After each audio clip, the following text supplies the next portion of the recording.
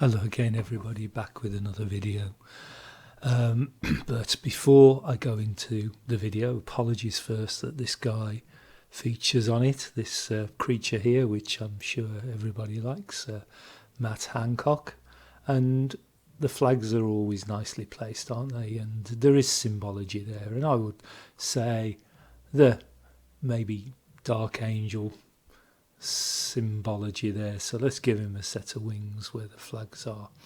And of course he's got that crap in front of him, so let's maybe change that to something nearer the truth. So believe the crap, do as we say, and lose everything, which is what all this is about. They are crashing the economy at the moment, and we'll talk briefly about that as the video progresses.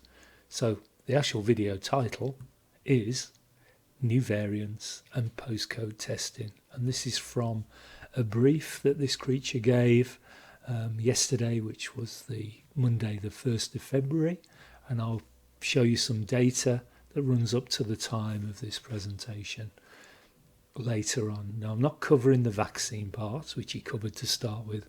I'm just going to look at this new variant and what they're proposing to do about it. So let's move into the video and take a look. And our global leadership in genomic sequencing has helped us to spot new variants here in the UK and quickly to alert the rest of the world. So the UK is the hoax centre for new variants, as it was running up to Christmas when they promised people 5 days where they could all meet together and have a damn good time. And just before that, magic, we found a new variant which was much more infectious than the previous coronavirus, and basically it was 56% more, which isn't a great deal, but 56 just happens to be 7 times 7 plus 7 for 777. But anyway, no more code in this. Let's just move on and see what else he's got to say. But there are other countries that don't have the capacity that they need. Last week, we offered our capacity and expertise to other nations through our new variant assessment platform, because a mutation in one part of the world is a threat to people everywhere.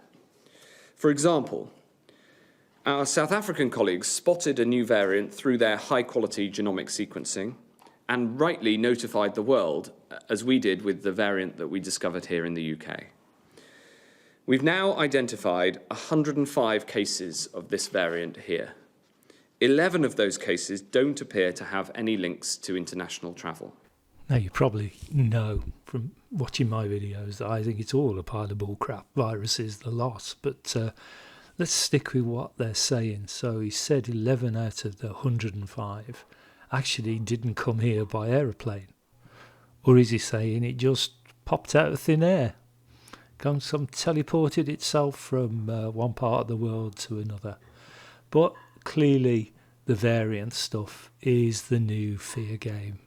People aren't frightened enough of the existing coronavirus, so let's add a few variants into the mix.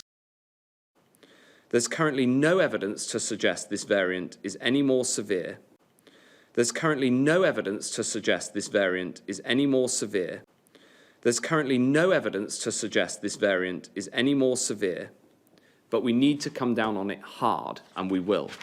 Yes, you heard it. There's no evidence to show it's any more severe, so why are they bothered about it? Why do they need to come down hard on it? It's like saying, this guy here, he hasn't stolen a car, but we'll lock him up just in case he decides someday to do it.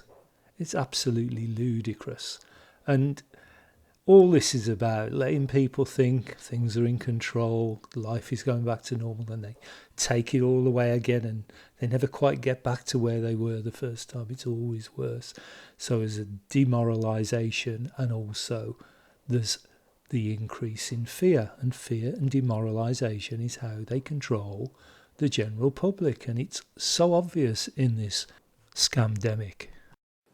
We've already made sure that all these cases are isolating and that we've done enhanced contact tracing of all of their close contacts. We're surging extra testing into the areas where this variant has been found, and sequencing every single positive case. Working with local authorities, we're going door to door to test people in the local area. These cases have been identified in the following postcodes: in W7, N17, CR4, WS2, ME15, EN10, GU21, and PR9. If you live in one of these postcodes where we're sending in enhanced testing, then it is imperative that you stay at home and that you get a test even if you don't have symptoms. So he's telling all these people in all these postcode areas that it's of vital importance that they are tested and to stay in. So does that mean people are scared to go out, to go shopping and things like that? And the wording he's using, imperative, that doesn't mean you must, but it sounds very similar to a command. So many people who have been locked in, locked out, you name it, fear fed to them through the media, through all different channels, are going to hear that and believe that they can't go out and they have to be tested. But it doesn't mean that, but clearly that's what they want them to believe. This is so important so that we can break the chains of the transmission of this new variant, and we've got to bring this virus to heel.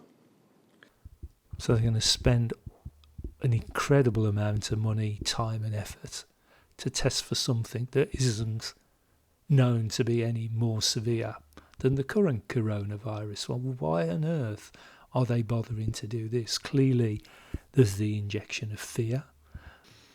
There's getting people used to having officials knocking on the door to test them whenever they like, making people feel they have to do it because it's, as Matt says, imperative. But also, maybe they want to generate some more positives to lock us down with. And especially if these positives are the so-called South African variant that can come over on aeroplanes or just pop up out of thin air, as he inferred earlier. But let's have a look at some of the reasons why they might be doing this. Now, I'm going to use their figures to kind of show what's going on. I don't know why they're doing this and why they're allowing these figures to be shown to be falling like this, but this is from the 29th of December 2020 to the 1st of February 2021, and this is Worldometer data. This is number of positive tests, or what they call cases, that have occurred. So as you can see the Tier 4 lockdown in England for 75% of the population, and the Tier 5 England lockdown 3 on the 4th of January. And you can see a pretty rapid decline of positive tests. And doesn't it just look like the lockdowns are working there? It's going up and then you kick in the lockdown and it starts to go down. And the data gets a lot better when you look at the UK daily tests, positive tests per 1,000 virus tests.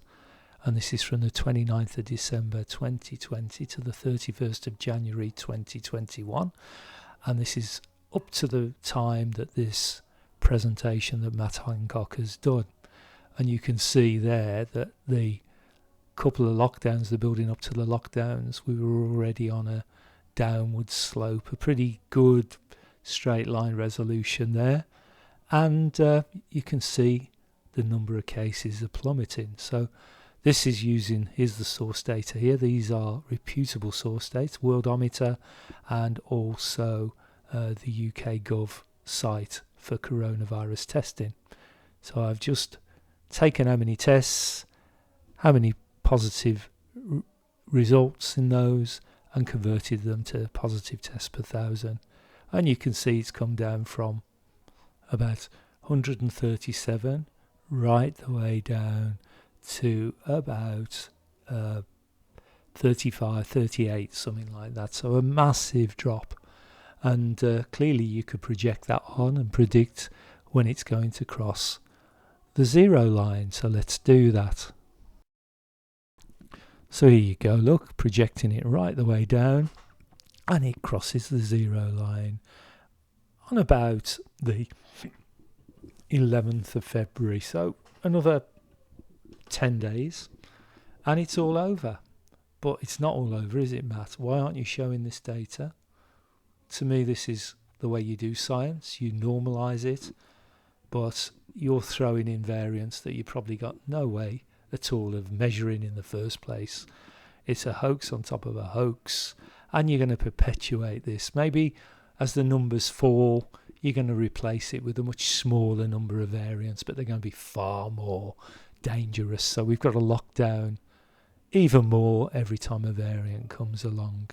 And I hear now that Liverpool, you found them there. So you've already done some mass testing there. So Liverpool's going to get door-to-door testing too. When will this ever stop? It'll stop if everybody wakes up and realises what a crock of shit this coronavirus pandemic is. And just a final little bit to finish off with. You heard earlier about all the extra testing they're going to be doing, which is going to cost a fortune.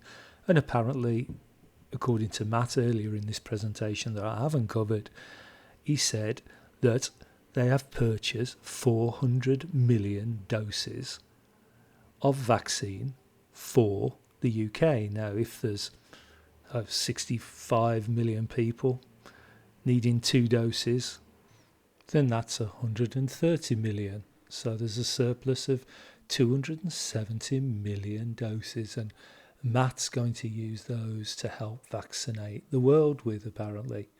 So at a massive cost to the UK. So on top of all the testing, throwing billions of pounds at vaccines, they're just about, and there's all the furlough, paying people to stay at home whilst the companies run out of money and they lose their jobs eventually.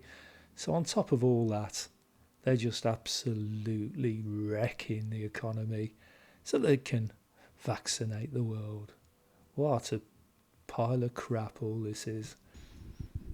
I keep hoping for a great wake up and people just say no to all this en masse. Say no. Peaceful non-compliance, but I don't hold out much hope. I think the Great Reset is coming up on us very, very quickly, and there'll be no chance for people like me to say a word without getting locked up, if I'm not already locked up by then. Who knows where it's going, but that's all I've got to say. So it's thanks for watching, thanks for listening, and goodbye.